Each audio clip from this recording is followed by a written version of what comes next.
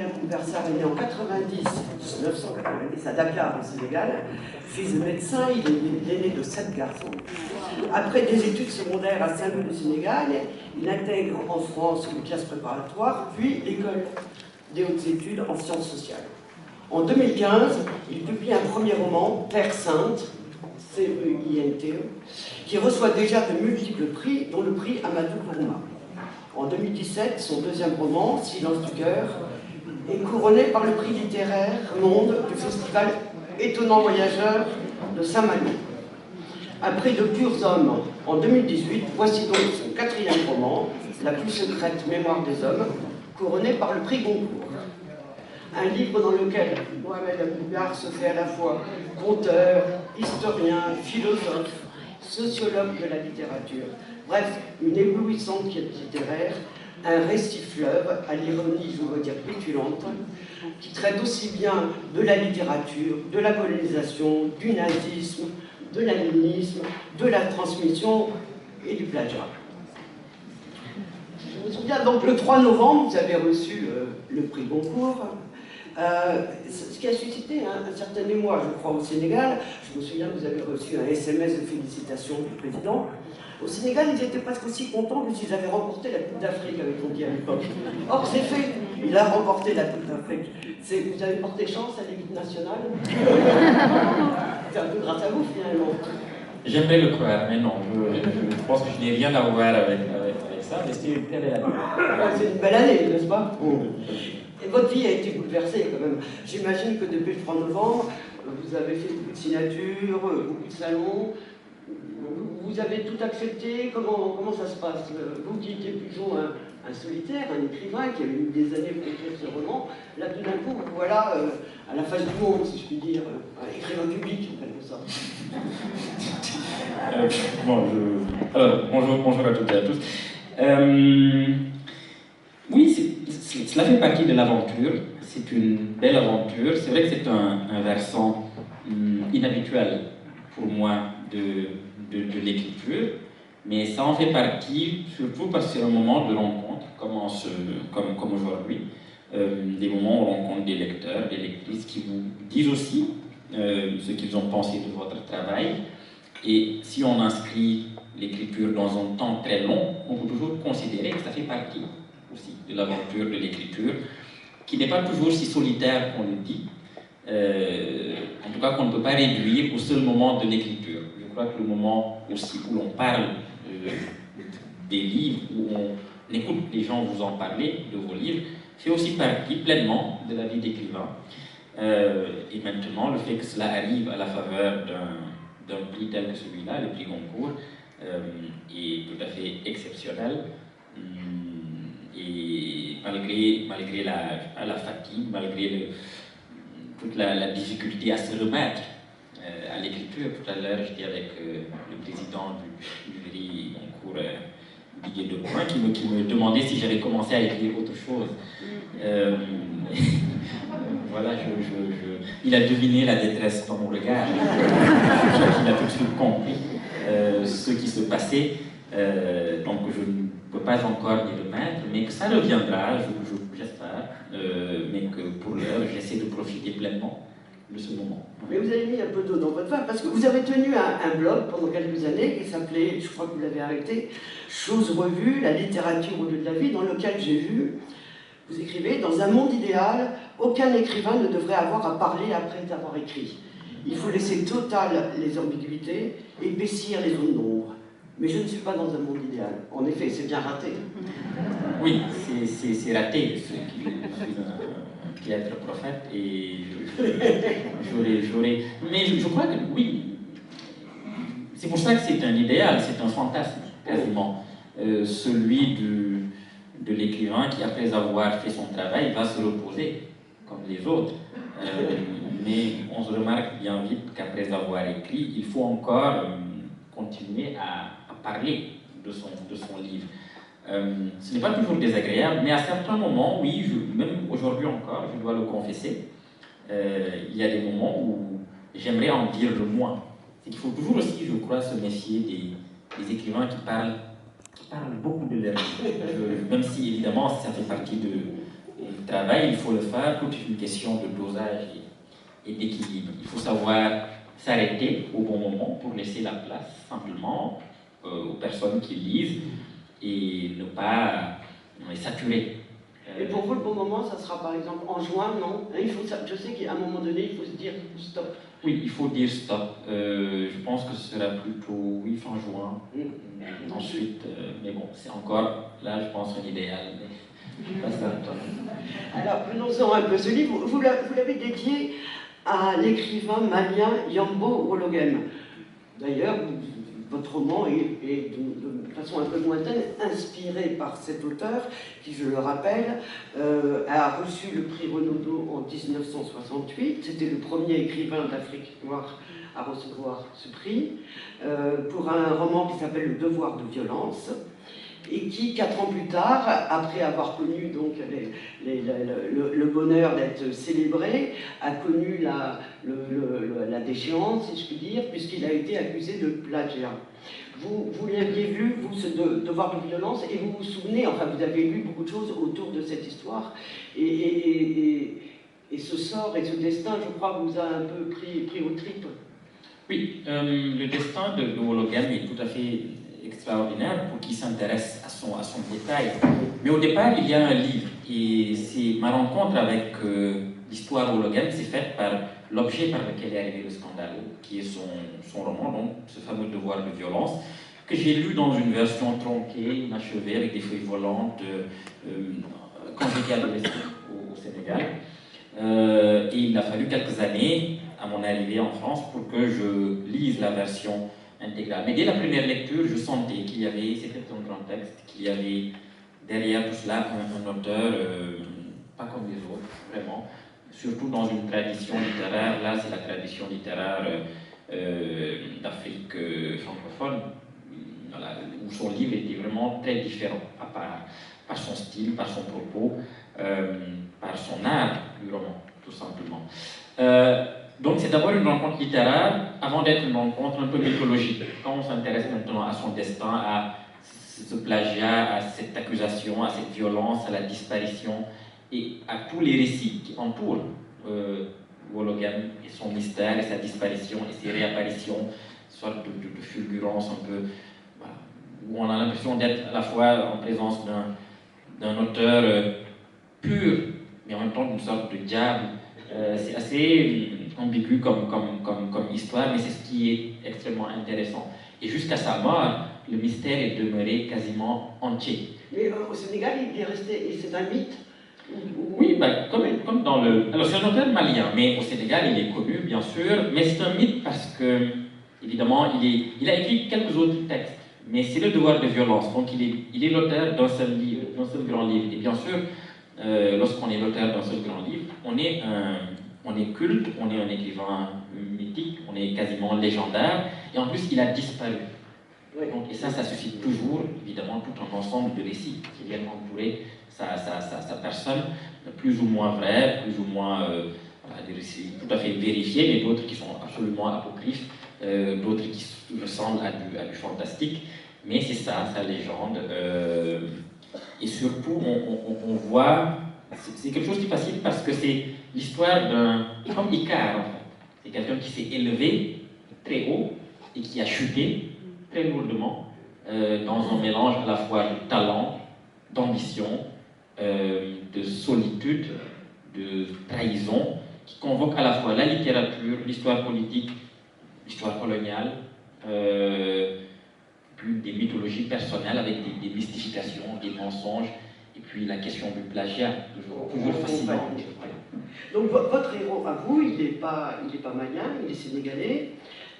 Enfin, le héros de la plus secrète mémoire des hommes, il a 23 ans, hein, il est tout jeune, il s'appelle T.C. Eliman, et il déboule sur la scène littéraire française, parisienne, on va dire, en 1938, avec un roman intitulé Le labyrinthe de l'inhumain. C'est un roman complètement fou, hein, qui raconte l'histoire d'un roi sanguinaire prêt à tout pour s'accaparer le pouvoir, et ce roman provoque la tempête. La tempête, d'abord, dans la presse. La presse s'enflamme. Et alors, c'est incroyable, parce que vous dites, bon, c'est un chef-d'œuvre signé par un Rameau Nègre. Alors, le mot nègre, on l'utilise beaucoup à l'époque, dans la presse, il n'y a aucun problème. Ça, c'est le critique de l'humanité, enfin, vous imaginez, hein. Le critique du Figaro, lui, parle de bave d'un sauvage. Pour d'autres, c'est une totale mystification. Vous vous êtes bien amusé, non, à imaginer comme ça toutes les coupures de presse qu'il a pu avoir autour de ce personnage. Et on se demande, est-ce que cette liberté d'écriture, si je puis dire, de la critique de l'époque, est-ce que des années plus tard, par exemple en 68, elle a un peu disparu ou elle est toujours présente par rapport à des écrivains d'origine africaine? Alors, en ce qui concerne les coupures de presse, j'ai plutôt lu les recensions qui ont accompagné la publication de Batouala. Batouala, c'est le roman de René Maran. Il y a 100 ans. Il y a 100 ans, qui a eu en 1921 donc, le prix Goncourt. Et les recensions qui ont accompagné Batouala, lorsqu'on les relit, semblent, à côté, mais ceux que je décris, qui sont déjà un peu hyperboliques et tout à fait insignifiants. Parce que c'est extrêmement violent. Le mot nègre est utilisé, mais dans la pire acception de soi parfois. Il y a des caricatures, il y a mais ce n'est même plus un inconscient raciste, c'est du racisme manifeste, clairement exprimé. Et j'ai beaucoup lu ces recensions-là, qui m'ont servi. Ensuite, j'ai retravaillé, il y a un peu de caricature, lorsque je dis que c'est le journaliste du Figaro qui écrit d'une certaine manière, celui de l'Humanité qui écrit d'une certaine autre, c'est évidemment énormément de caricatures, mais c'est cette liberté-là que laisse la fiction. Pour 68, c'est beaucoup moins virulent dans le propos, mais peut-être plus insidieux. C'est-à-dire que la réception de Wollogen est très ambiguë aussi, parce que au moment de la gloire, il y a de très beaux articles. Au moment de la chute, il y a des articles qui sont absolument durs également. Mais derrière tout cela, il y a des questions qui touchent là à un inconscient. Est-ce qu'il y a un inconscient raciste ou racial qui est resté dans la réception qui est faite? Et en 2021, alors? En 2021, cela ne peut pas se passer de la même manière, tout simplement parce que le livre se moque férocement de cela. Et évidemment, il suffit de le lire pour faire très attention à ce qu'on dit, même si on en aurait la tentation ou qu'on ne saurait pas trop comment le considérer. Je crois que j'ai été assez méchant. D'ailleurs, avec la critique, et d'ailleurs, il ne fallait pas trop s'impliquer parce que vous imaginez que 6 critiques littéraires qui avaient été un peu durs avec Liman sont morts. C'est une espèce de suicide, hein, un peu bizarroïde entre la fin 38 et juillet 40. Donc effectivement, si certains de mes confrères ou consoeurs ont voulu être un peu méchants cette fois-ci, je pense qu'ils ont fait attention. On se demande si c'est pas la magie noire. Oui, vous amusez bien avec la critique. Et vous parlez aussi d'une certaine critique. Vous dites, vous écrivez, ceux qui n'ont plus besoin de lire un auteur installé pour le célébrer. Vous croyez qu'il y a des gens qui écrivent sans avoir lu? Oh, bien sûr. Il y a même un universitaire, Pierre Bayer, qui a écrit, comment il s'appelle? Je pense. Comment parler des livres qu'on n'a pas lus? Tout un essai très sérieux sur cette question, et je pense que, évidemment, que cela existe, y compris chez les professionnels. Et bon, voilà, mais heureusement, vous êtes. Il faut toujours faire des flagorneries avec la... Merci pour les flagorneries. Alors, votre narrateur, qui est un peu votre double de papier, on va dire, on dit fainéant, hein, parce que cela dit, vous avez une thèse en cours, vous n'avez toujours pas terminé. Non. Donc non, je pense que des deux, je suis le plus fainéant. Vous avez une thèse sur mai 68, c'est ça? Sur les écrivains de 68, pardon. Oui, mais je pense qu'elle n'ira pas au bout. Non. En étant tout à fait lucide. Vous la sentez de moins en moins, c'est Je la sens de moins en moins. Ok. Donc, votre narrateur, il s'appelle Diégane Latirfal, et sénégalais, il est jeune, et je dois dire que là, il y a une description très jouissive du milieu littéraire de la diaspora africaine à Paris, que vous intitulez, vous baptisez le ghetto. Mais bon, je sais que c'est entre vous que vous l'appelez comme ça, mais racontez-nous un peu comment ça se passe là, dans cette diaspora africaine littéraire? Alors, c'est comme dans tout milieu ou toute petite société, qu'elle soit littéraire ou d'un autre ordre, elle est faite d'une sorte de solidarité à toute épreuve. Et quand je dis solidarité à toute épreuve, c'est aussi à l'épreuve des petites inimitiés recuites, des petites jalousies, des petites rumeurs, des réputations. Mais il y a aussi de très belles amitiés, forcément, qui se tissent dans ce milieu où on se lit, où on se surveille, où on regarde ce qu'a fait l'autre. Mais il y a aussi vraiment beaucoup de générosité, de pureté, de joie à se retrouver. En cela, il n'est pas si différent de tout autre milieu.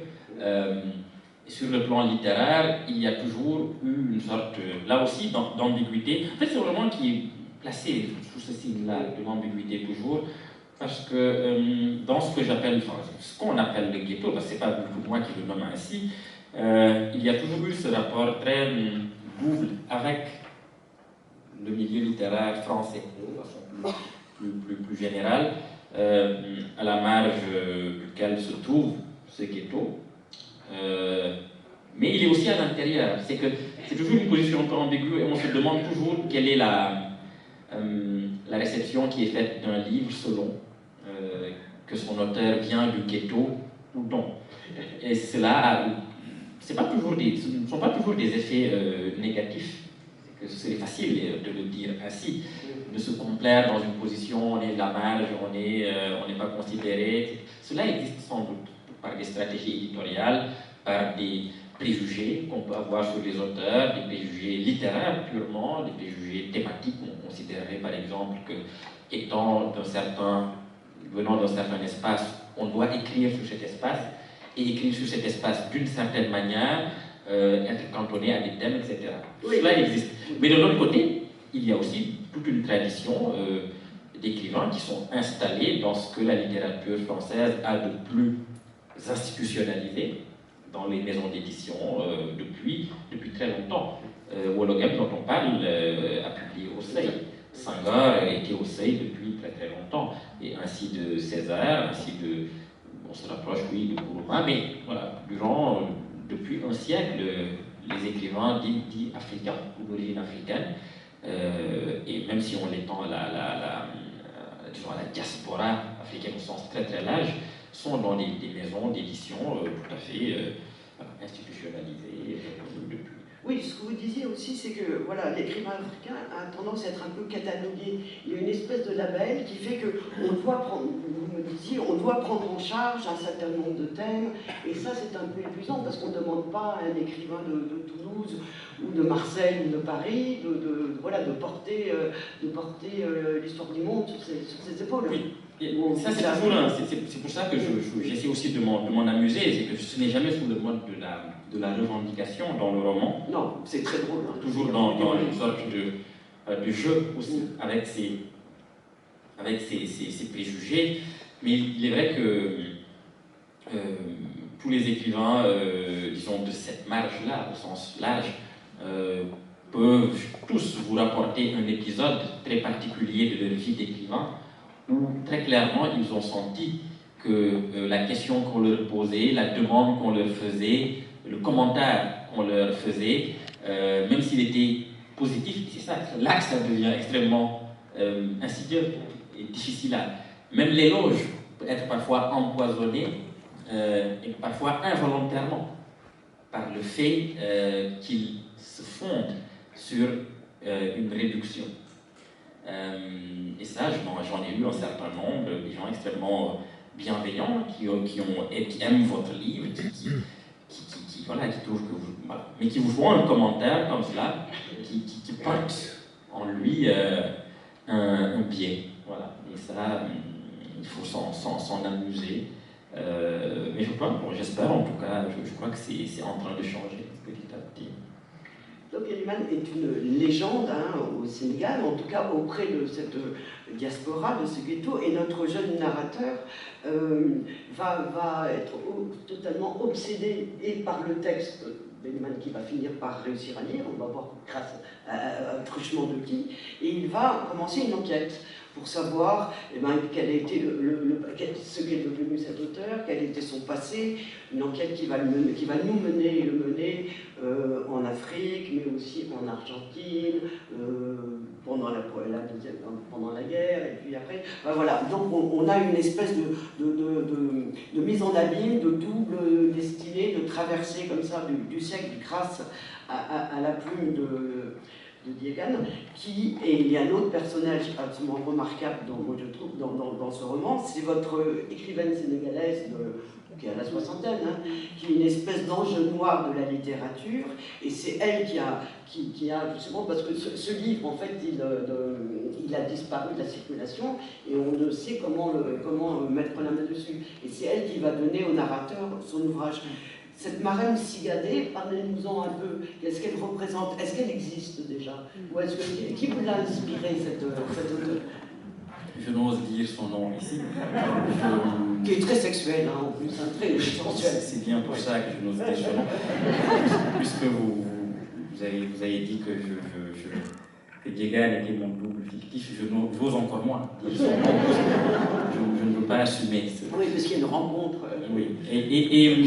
Non, c'est une Mariam Sigadé représente l'initiatrice. C'est vraiment la maîtresse sur le plan érotique comme sur le plan de la connaissance.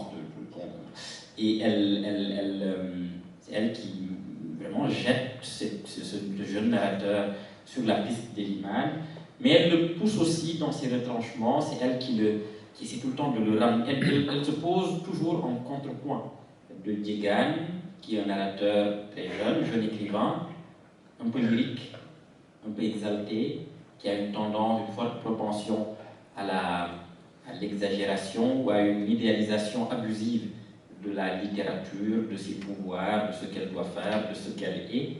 Et Sigadé est toujours celle qui lui dit mon jeune comte, tais-toi, écris, sois humble, travaille, reste ancré sur terre, et ne mêle pas trop vite la littérature et la vie.